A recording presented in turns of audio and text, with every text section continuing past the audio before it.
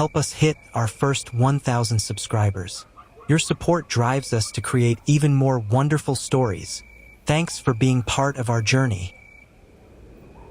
I always thought that pain had a shape, a sound, a weight, like something you could hold in your hands and say, "Here it is, this is why I can't breathe." But on that morning, it was just quiet. Still, like any other Tuesday, the sun came through the blinds, soft and gold. My coffee tasted the same. Bitter, cheap, but familiar. And the house smelled like toast and loneliness.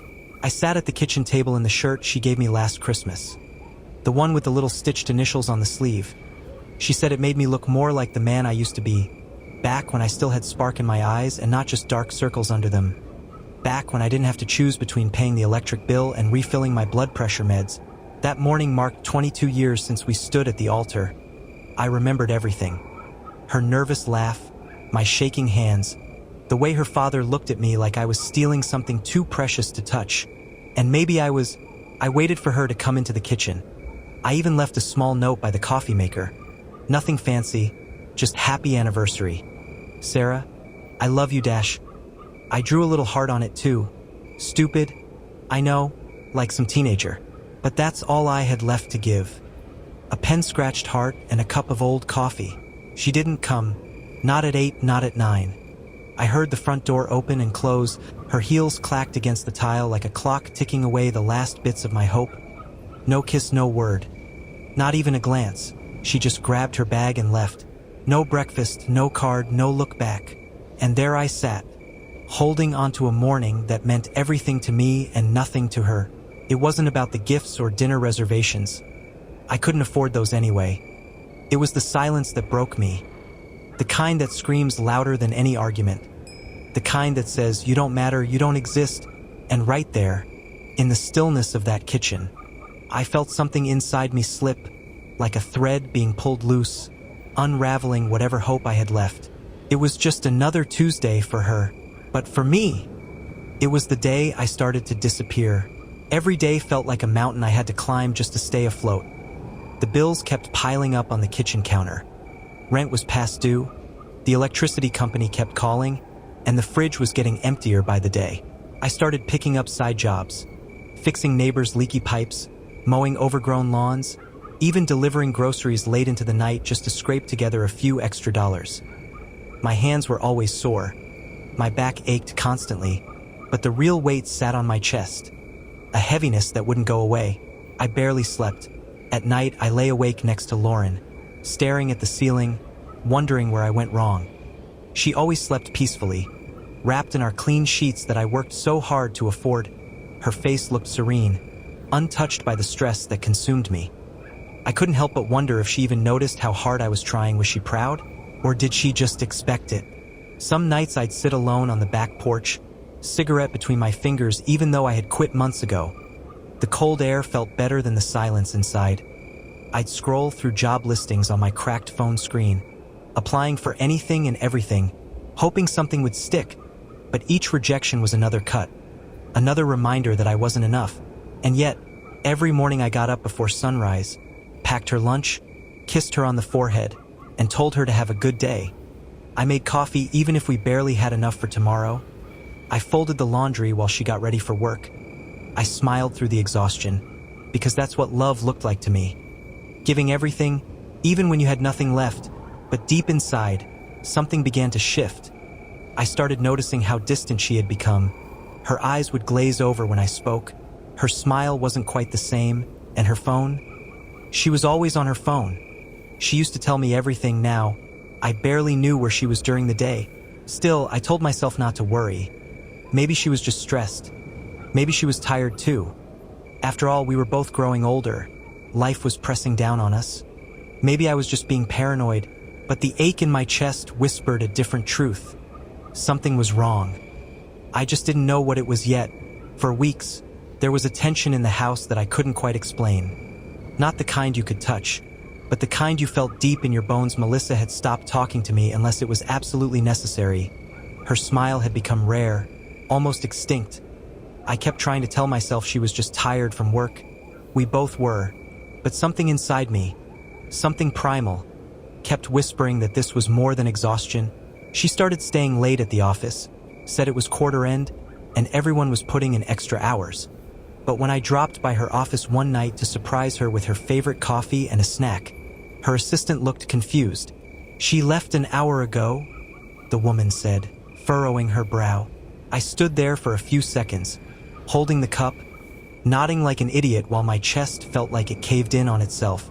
I drove home in a fog, staring at the road but seeing nothing. When I got there, Melissa was already on the couch, in her pajamas, acting like she'd been there for hours. I asked her about work. She said it was brutal today, and she was too tired to even eat. I nodded, sat beside her, pretended everything was fine. My insides were screaming. I was drowning in my own silence. I couldn't sleep that night. My brain was racing, trying to make sense of the shift in her behavior. Was it me? Was I not good enough anymore? Was she just bored of me? My self-worth was dangling by a thread. I hated how weak I felt, but the truth is, I loved her so damn much, and the idea of her slipping away shattered something inside me. The next morning, she was gone before I even woke up. Not a note, not a goodbye, just gone like a ghost. That was the morning I made the decision. I needed to know the truth. I couldn't live in this haze anymore. I had to confront the shadows, even if they broke me, even if they confirmed the very thing I feared the most. The days blurred into weeks, and I stopped recognizing myself in the mirror. There was a man staring back at me, but he looked like a ghost, a shadow of who I used to be. I couldn't eat properly. I couldn't sleep. The weight of betrayal gnawed at me like a parasite. I went back to the diner one morning, the place where Emily and I had shared so many breakfasts together. I ordered black coffee and stared into it like it could give me answers. That's when Melissa, the waitress, approached me. She looked concerned. She said she'd seen Emily come in a few times lately with a man in a suit.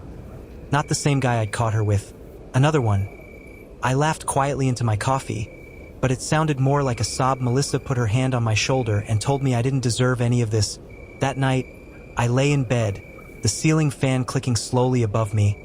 I thought about how hard I had worked just to keep us afloat, how I sold my father's old truck, the one he gave me before he died, just to pay the bills.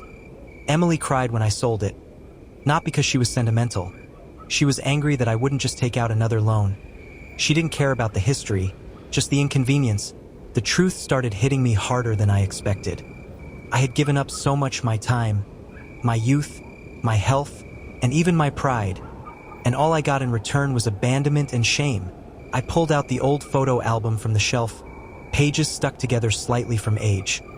There were pictures of us smiling, holding hands on the beach, her head on my shoulder. I stared at those pictures like they belonged to a stranger.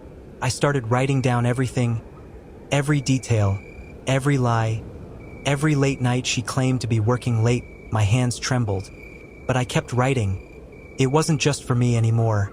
It was preparation. I was done waiting, done crying. The pain had turned into something else now, something sharper. I didn't know exactly what I was going to do yet, but for the first time in months, I felt like I was taking back control, and I was just getting started. The pain of betrayal had dug deep into my bones, but now came the fire that only rises after too many nights staring at the ceiling, thinking about how stupid you've been, how you begged her to stay, how you forgave things that were unforgivable, how you gave every last piece of your soul just to be tossed aside like trash. And the worst part? Knowing she never even looked back. I was standing in the old garage behind my dad's abandoned house, going through boxes of junk and memories. That's when I found it. An old camcorder, dusty, heavy, but it still worked. I started recording. Not for anyone else, but for myself, to remember, to speak out loud the truth she tried to bury. I spoke into that lens like it was the only thing in the world that would listen. I told the camera how I worked 14-hour shifts in a warehouse just to keep food on the table. How I skipped meals, so my son could eat. How I walked through snow to get to work when the car broke down. How I cried in that very garage, alone, with frozen hands and a broken heart, while she was out laughing with someone else. I talked about our son, how I watched him sleep at night, wondering if one day he'd understand what his father gave up. How I stayed not because I was weak, but because I believed in keeping a family whole. I confessed to the camera how I used to think love meant sacrifice, but I now realized sometimes love means letting go. Then I started collecting proof. Emails, messages, timestamps, receipts. I created a folder labeled simply The Truth, and I made 3 copies of it, one for myself, one for my lawyer, and one I planned to deliver personally to the man who pretended to be my friend while sleeping with my wife. I had nothing left to lose, and that gave me power, real, terrifying power, the kind of power that comes from clarity, from finally knowing who you are and what you deserve. I wasn't just a broken man anymore. I was a man with a plan. That night, I sat alone at the kitchen table, drinking the last cup of instant coffee I had. No lights, just the hum of the fridge. I opened my laptop, clicked on the file, and whispered to myself, tomorrow, everything changes. And it did. What came next wasn't rage. It wasn't violence. It was something far worse. It was justice, but justice on my terms. The following week was one of the darkest in my life. I could barely eat, barely sleep. The woman I had once believed would be by my side through everything had ripped the floor from under me, and now I was walking through the ruins of our marriage. I kept going through old photos, videos, trying to understand when it all started slipping. Was it me? Did I work too much? Did I become too boring, too tired, too used to pain to be exciting anymore? Every night, I lay in the dark, asking myself questions I couldn't answer. The house felt colder, empty. Our daughter's laughter that once echoed through the halls now felt distant, like a memory I couldn't fully hold onto. I knew she deserved better than a broken father drowning in guilt and heartbreak. I tried to talk to Amanda once more. Not to fix things, not anymore, but just to get closure. She brushed me off, said it was better this way, that it wasn't healthy for us to keep speaking. She spoke like it was some clean-cut end, like all the years and promises didn't matter, like I was disposable. But what made it worse was seeing him. The man she cheated with, Evan, a smug, cocky guy 10 years younger than me, walking around town like he just won a trophy. He didn't build that family. He didn't hold Amanda's hair when she had morning sickness. He didn't stay up all night with a crying newborn. And yet, he got the reward. That lit a fire in me I hadn't felt in years. I had lost everything, but I wasn't going to let him walk around like he'd won. I knew I had to get smarter, wiser. I started keeping track of everything. Amanda's movements, Evan's job, their habits. If I was going to reclaim even a piece of my dignity, I needed to think ahead. At work, I began to re-engage my boss, surprised to see me functioning again. Gave me a new project. It wasn't easy, but I poured myself into it. I needed the money more than ever now. I had lawyer fees. I needed a new place, and I had to be a father my daughter could still look up to. But deep inside, something darker began to grow, a plan not out of hate, but out of necessity. If the world was going to treat me like a disposable man, I was going to show them that I still had worth, that even broken men could rise again. And when I rose, I wasn't going to be quiet about it. I didn't want revenge. I wanted justice, real justice. And I was going to get it in a way they'd never see coming. The days that followed were heavier than anything I had ever known. I couldn't sleep. Every time I closed my eyes, I saw them, her, with him, laughing, touching, and the worst part, it wasn't just about the betrayal. It was the realization that I never truly knew the woman I had married. I had built my entire life around a lie. I still had to show up to work every morning, still had to smile at customers, act like nothing was wrong while I was breaking into pieces inside. Bills kept piling up. The rent was due, my car needed repairs, and all the while, she was living in our house like nothing happened, walking around with that same cold distance in her eyes. No apology, no regret. One night, I sat alone at the diner after closing. My manager had left. The lights were dimmed, and the only sound was the hum of the fridge behind the counter. I stared at the same cracked mug I used every day and just cried. I cried like a kid who lost everything, because I had my home didn't feel like home anymore. My wife wasn't my partner. She was a stranger. No, worse. She was the enemy, and the worst part, she still had the nerve to blame me. She said I had become too distant, that I worked too much, that I wasn't the same man she married, and maybe that was true.